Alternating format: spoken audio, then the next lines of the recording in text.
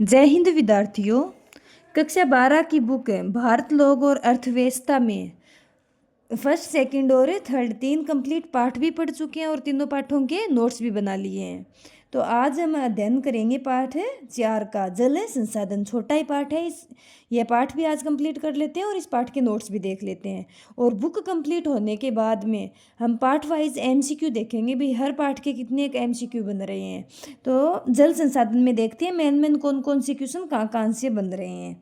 तो एक तो क्वेश्चन यहाँ से देखो भाई, ये क्वेश्चन आया था एक बार कि जल एक चक्रीय संसाधन है। ये रिक्त स्थान की पूर्ति करो, उसमें क्वेश्चन पूछा था एक बार एग्जामिनर ने कि जल एक खाली स्थान है तो कौन सा संसाधन है। जल एक खाली स्थान संसाधन है तो चक्रीय संसाधन है, पुनः चक्रीय या फिर चक्रीय संसाधन है, ये याद रखना है। फिर पृथ्वी का लगभग 71% धरातल पानी से आच्छादित है। आच्छादित मतलब है ढका हुआ है। तो कितने प्रतिशत धरातल है?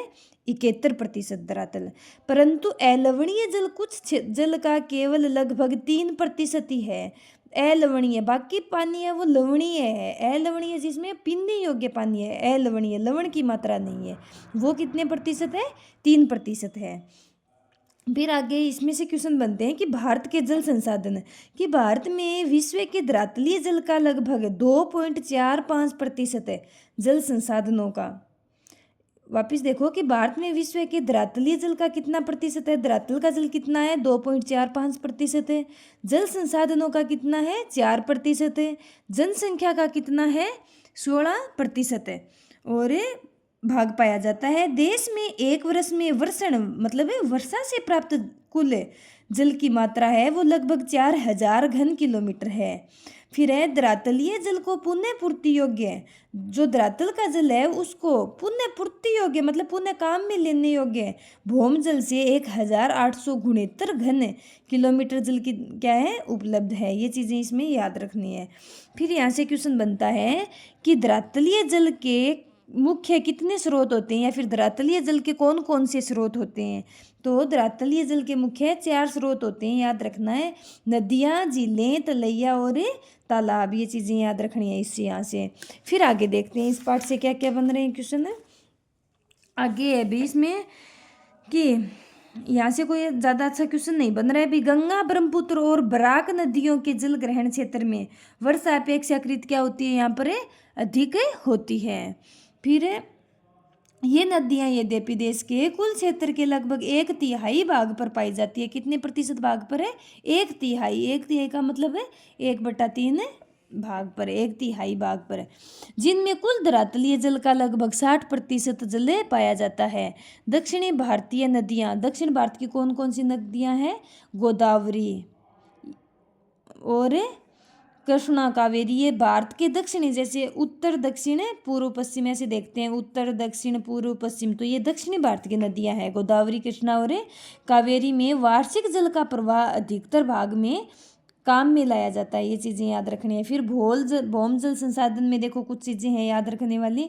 एक तो सीधा आ जाता है भौम जल संसाधन से आप क्या समझते हो, तो भी पूर्ति योग्य भौम जल का लगभग कितना था? 432 घन किलोमीटर है। उत्तर पश्चिमी प्रदेश में दक्षिणी भारत के कुछ भागों के नदी बेसिनों में भौम जल उपयोग अपेक्षाकृत क्या होता है? अधिक होता है। पंजाब, हरियाणा, राजस्थान और तमिलनाडु राज्यों में भौम जल का उपयोग क्या होता है? बहुत ही अधिक होता है। ये याद रखना है कि कौन कौन से राज्यों में भूमिगत जल का उपयोग अधिक होता है। तो ये चारों राज्यों के नाम पंजाब, हरियाणा, राजस्थान और तमिलनाडु, ये याद रखनी है। फिर ये चीज़ें याद रखना है, यदि वर्तमान प्रवृत्ति जारी रही तो जल के मांग की आपूर्ति करने की आवश्यकता होगी। ऐसी स्थिति विकास के लिए क्या होती है? हानिकारक होगी और सामाजिक उथल पुथल और विघटन का क्या हो सकती है? कारण हो सकती है। ये चीज़ें याद रखनी है। ये यहाँ से अच्छा क्वेश्चन बनता है। एक तो भौम जल संसाधन आ गया तो इसको हम लैंग्वेज बनाकर लिख सकते हैं।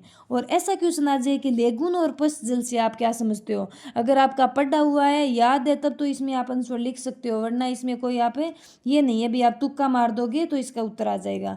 तो देखो भारत की समुद्र तट रेखा है वो क्या है? बहुत ही बड़ी है। और कुछ राज्यों में समुद्र तट बहुत ही दंतुरित है, इंडेंटेड है।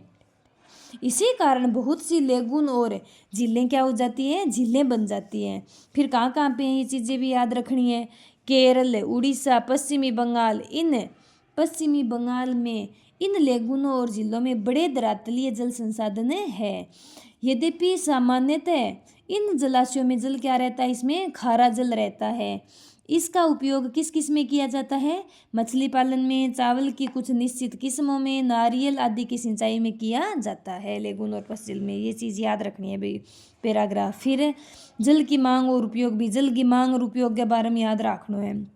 तो एक तो ये याद रखियो कि बहुउद्देशीय नदी घाटी परियोजना कौन कौन सी होती है, भाखड़ा नागल, हीराकुंड, दामोदर घाटी, नागार्जुन सागर, इंदिरा गांधी नहर परियोजना आदि शुरू की गई थी। ये बहुउद्देशीय नदी घाटी परियोजना, ये चीज़ें यहाँ से याद रख लेना।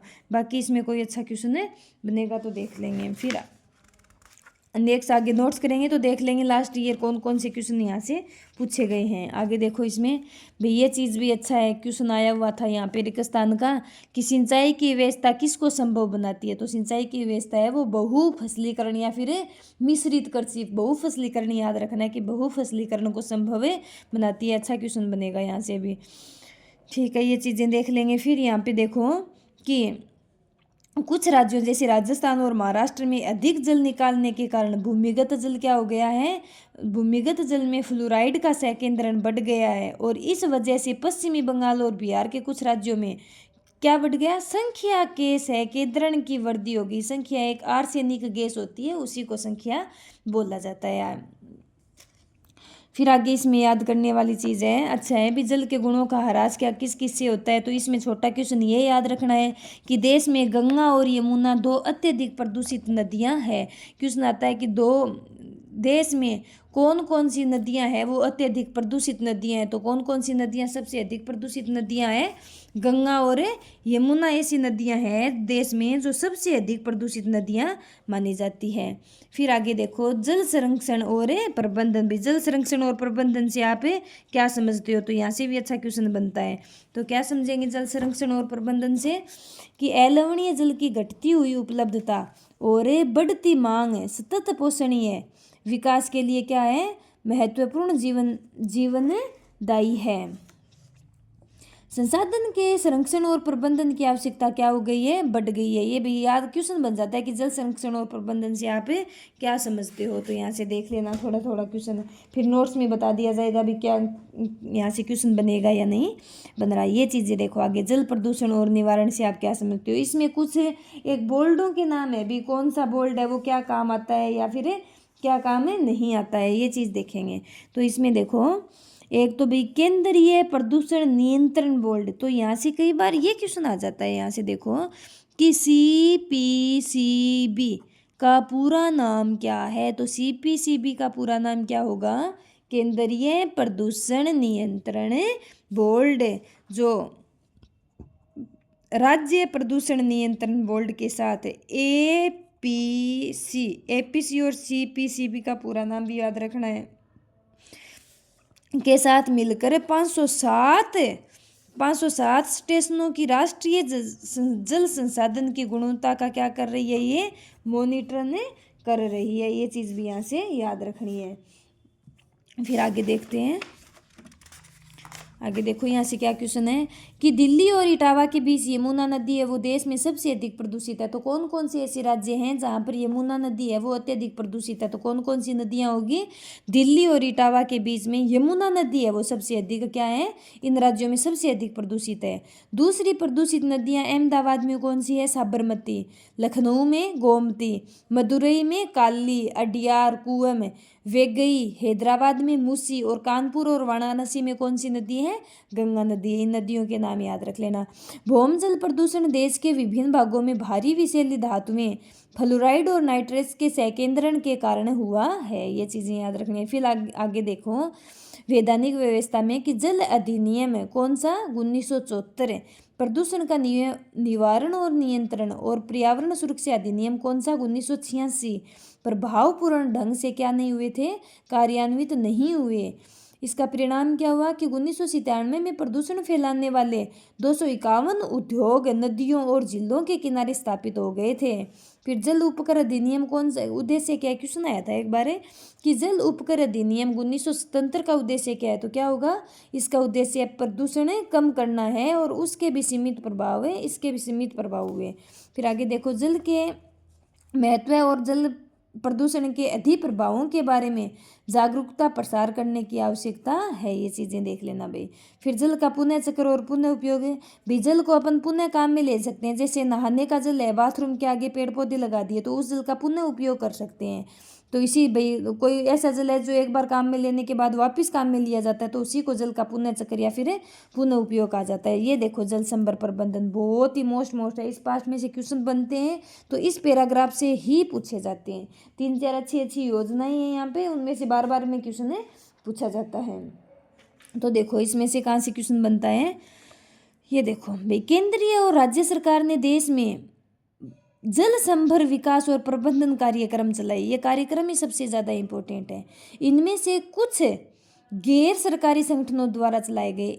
ये है हरियाली, केंद्र सरकार द्वारा प्रवर्तित जल संभर विकास परियोजना है। तो भाई पूछा जाता है कि हरियाली क्या है, तो इसमें ये ना भाई पेड़ पौधों की हरियाली होती है वो हरियाली नहीं। हरियाली है वो एक कार्यक्रम है जो कौन सी सरकार के द्वारा, केंद्र सरकार द्वारा परिवर्तित जल संभर विकास परियोजना है। और इस हरियाली परियोजना का मुख्य उद्देश्य भी आ जाए तो क्या लिखोगे, इस परियोजना का मुख्य उद्देश्य है ग्रामीण जनसंख्या को पीने, सिंचाई, मत्स्य पालन और वन रोपण के लिए जल संरक्षण के लिए योग्य बनाना है। ये बहुत ही इंपॉर्टेंट लाइन है, बहुत बार क्वेश्चन आता है।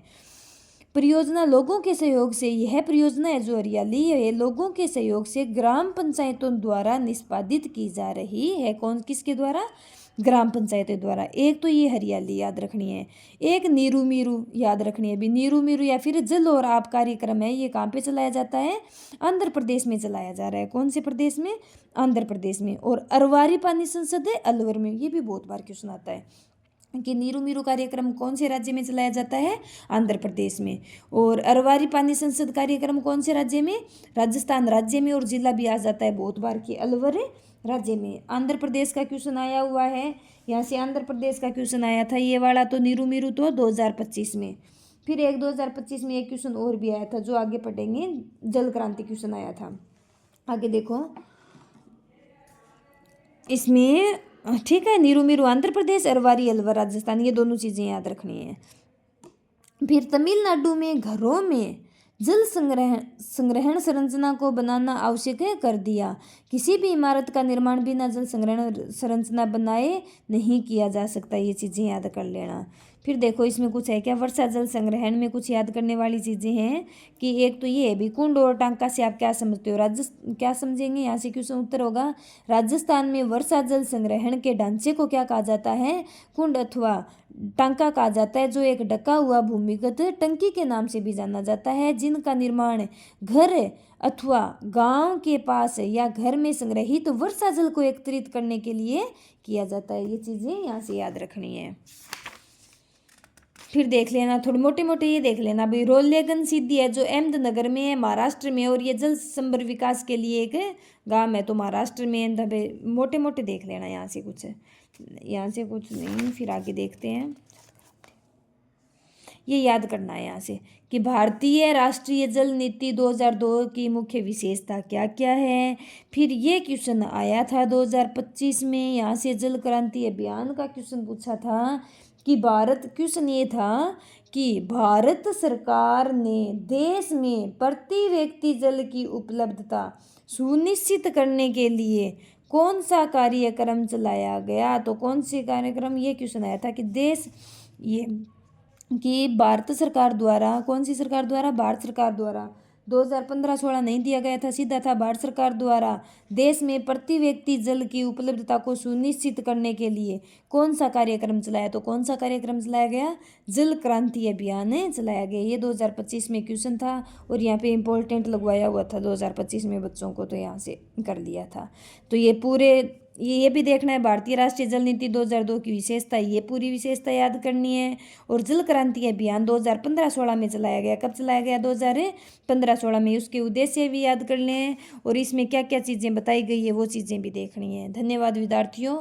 आगे की क्लास में इस पाठ के हम देखेंगे नोट्स, पाठ 4 के।